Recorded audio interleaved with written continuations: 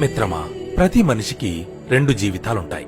మొదటిది మన పుట్టుకతో ప్రారంభమైతే రెండవ జీవితం మన లక్ష్యాన్ని కనుగొనడంతో మొదలవుతుంది. మనం ఎన్ని మాటలు మాట్లాడుతున్నాం అన్నది ముఖ్యం కాదు, వాటిలో ఎన్ని ఉపయోగకరంగా ఉన్నాయి అన్నదే ముఖ్యం. మనం ఊహించనివి జరగడమే జీవితం. ఒక నావికుడు ఎలాగైతే తనకు విరుద్ధంగా వీస్తున్న గాలిని సైతం తనకు అనుకూలంగా మార్చుకొని తన పడవను ముందుకు నడిపిస్తాడో, అలాగే మనం కూడా మన జీవితంలో అడ్డంకులుగా వచ్చిన సమస్యలను అవకాశాలుగా మలచుకొని పైకి ఎదగాలి. సాధారణంగా మనుషులు కంటితో చూసిందే నమ్ముతారు, కాని మన కంటికి కనిపించని, మెదడుకి అర్థం కాని పరిస్థితులు ఎన్నో. వాటిని కేవలం మనసుతో మాత్రమే చూసి తెలుసుకోగలం, నిజాన్ని గుర్తించగలం. కొన్నిసార్లు ఏమీ లేని వాటికి కూడా మనం అతిగా బాధపడిపోతూ ఉంటాం. ముఖ్యంగా యువత. ప్రేమించిన అమ్మాయి మెసేజ్కు రిప్లై ఇవ్వలేదని, ఇంట్లో పేరెంట్స్ తిట్టారని, ఎగ్జామ్స్లో తక్కువ మార్కులు వచ్చాయని, ఇలా చాలా చిన్న చిన్న వాటికి కూడా ఏడ్చేస్తూ ఉంటాం, కంగారు పడిపోతూ ఉంటాం. కొంతమంది అయితే ఆత్మహత్యలు కూడా చేసుకుంటున్నారు.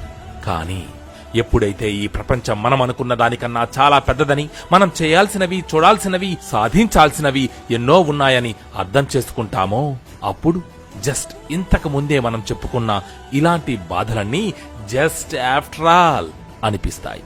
మిత్రమా, పనిచేసేవాడికన్నా మాటలు చెప్పేవాడికే నేటి సమాజంలో గుర్తింపు ఎక్కువ.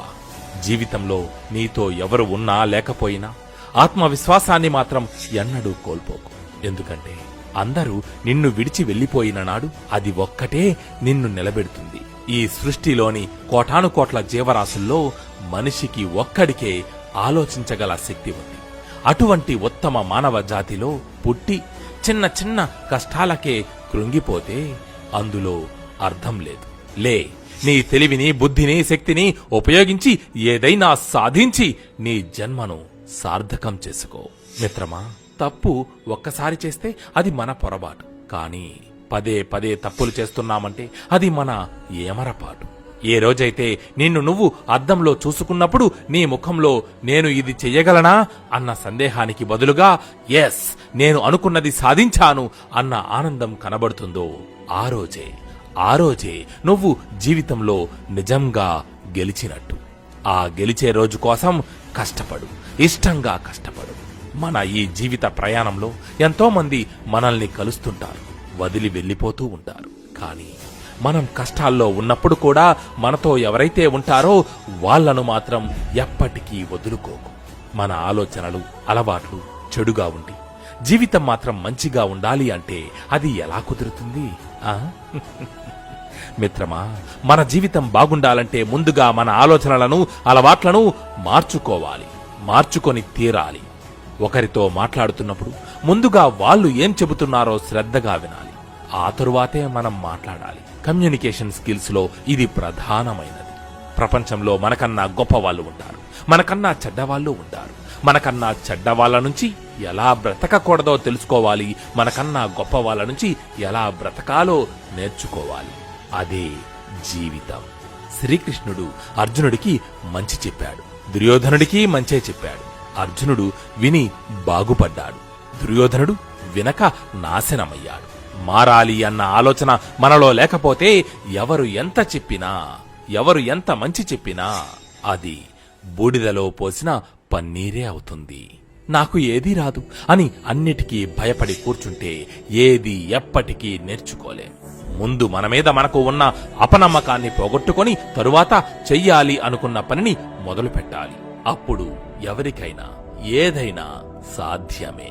సామాన్యులకు అసామాన్యులకు ఉన్న ఒకే ఒక్క తేడా, సామాన్యులు ఉత్తిగా మాటలు చెబుతారు, కానీ అసామాన్యులు వాటిని నిజంగా సాధించి చూపిస్తారు. ప్రత్యర్థులను ఓడించడం కోసం కాదు, నువ్వు గెలవడం కోసం పోరాడు.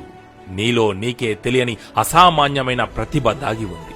దానిని కృషితో బయటకు వెలికితీయి. అప్పుడు నీకు సాటి వచ్చే వారే ఉండరు.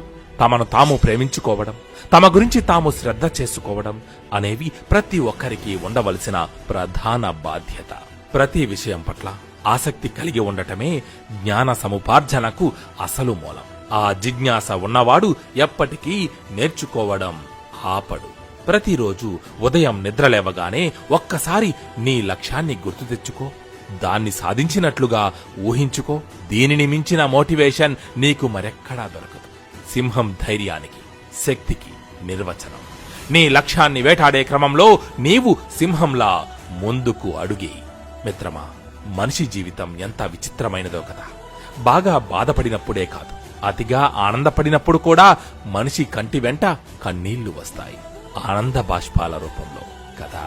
అలాగే మనిషి సంతోషంలో ఉన్నప్పుడే కాదు, మోయలేని బాధల బరువుని అనుభవిస్తున్నప్పుడు కూడా అతడి పెదవి మీద చిరునవ్వు పూస్తుంది. దాని విలువ అతడి జీవితకాల అనుభవమంతా. ప్రయత్నం ఆపేసి జీవితాంతం అది తలుచుకొని బాధపడే కన్నా, కష్టమో నష్టమో కోరుకున్నది సాధించడం కోసం పోరాడుతూ చావడం మేలు. ఒక రోజులో 1440 నిమిషాలు ఉంటాయి. అంటే ఒక రోజు మన జీవితంలోకి సంతోషాన్ని తీసుకురావడానికి మనకు 1440 అవకాశాలను అందిస్తుందన్నమాట. మనం అందరి గురించి పాజిటివ్గా ఆలోచించి పాజిటివ్గా మాట్లాడితే అదే పాజిటివిటీ మనకు కూడా సంక్రమిస్తుంది. జీవితంలో చిన్న చిన్న విషయాలను ఎంజాయ్ చేయాలి. ఎందుకంటే ఒకరోజు మీ జీవితాన్ని వెనక్కు తిరిగి చూసుకుంటే అవే పెద్ద విషయాలుగా మీకు కనిపిస్తాయి. ఏదైనా ప్రారంభించేందుకు మొదటి మార్గం దాని గురించి మాట్లాడటం ఆపి ఆ పని చేయడమే. మన జీవితం అనేది ఓ ప్రయోగశాల లాంటిది. ఎన్ని కొత్త ప్రయోగాలు చేస్తే అది అంత కొత్తగా అందంగా కనిపిస్తుంది. మన ఆశయం మంచిదైతే దానిని సాధించడానికి ఈ ప్రకృతిలోని శక్తులన్నీ మనకు సహాయం చేస్తాయి. ఇది అక్షర సత్యం. తల్లిదండ్రులు మనకు జన్మనిస్తారు, కాని ఆ జన్మను సార్థకం చేసుకోవడానికి తగిన జ్ఞానాన్ని ప్రసాదించేవాడు గురువు. కాబట్టి మనిషి జీవితంలో గురువు అత్యంత గౌరవింపదగినవాడు. డబ్బుతో కాకుండా ఉన్నత విలువలతో నడిచే సమాజం ఎప్పుడైతే ఏర్పడుతుందో అప్పుడే లోకంలో ధర్మం అనేది నిలబడుతుంది. మనం ఒక్కళ్ళం నిజాయితీగా ఉండడం ద్వారా సమాజాన్ని ఏమీ మార్చలేకపోవచ్చు, కానీ సమాజంలో వచ్చే మంచి మార్పుకి మనమే తొలి అడుగు కావచ్చు కాబోలు. గెలుపు చాలా సులభంగా అనిపిస్తుంది ఎప్పుడైతే మనం ఓటమిని తేలికగా తీసుకోవడం అలవాటు చేసుకుంటామో అప్పుడు. ప్రతి మనిషిలో మంచి చెడు రెండూ ఉంటాయి, కానీ ఎవరైతే తనలోని చెడుని అదుపులో పెట్టి మంచికి స్వేచ్ఛనిస్తారో వారే గొప్పవారిగా కీర్తింపబడతారు. మనకు గెలుపు ఎంత నెమ్మదిగా కష్టంగా వస్తుందో దాని ఫలితం అంత గొప్పగా స్థిరంగా ఉంటుంది. సలహా దీన్ని అడిగినప్పుడు మాత్రమే ఇవ్వాలి. సహాయం అవసరమైనప్పుడు మాత్రమే చేయాలి. అప్పుడే వాటికి ఒక అర్థం, గౌరవం ఉంటాయి. అందరూ పార్టీలలో ఎంజాయ్ చేస్తుంటే నేను మాత్రం నా లక్ష్యం కోసం కష్టపడుతున్నాను అని బాధపడకు.